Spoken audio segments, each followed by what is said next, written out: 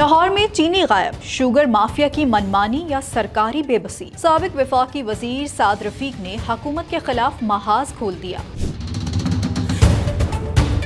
लाहौर में चीनी का बहरान शिद्दत इख्तियार कर गया है, जहां परचून दुकानदार चीनी फरोख्त करने से इनकार कर रहे हैं। लीगी रहनुमा ख्वाजा साद रफीक ने सोशल मीडिया पर इल्जाम आयद किया है कि शहरी चीनी के लिए मारे मारे फिर रहे हैं, जबकि ज़िले इंतजामिया दुकानदारों को जबरदस्ती चालान कर रही है। दुकानदारों का कहना है कि जब वो चीनी 190 रुपए फी किलो खरीदते हैं तो इसे 173 रुपए की सरकारी कीमत पर बेचना मुमकिन नहीं, इसलिए चीनी रखना ही बंद कर दी है। मुआशी माहिरीन और साद रफीक दोनों ने इस बहरान का जिम्मेदार शुगर माफिया को करार दे दिया है, जो जखीरा अंदोजी और मसनूई किल्लत के जरिए कीमतों को कंट्रोल कर रहा है। साद रफीक ने हुकूमत से फौरी कार्रवाई और मुस्तकिल हल का मुतालबा किया है ताकि अवाम को रिलीफ मिल सके। मजीद अपडेट्स के लिए देखते रहिए vnews.pk।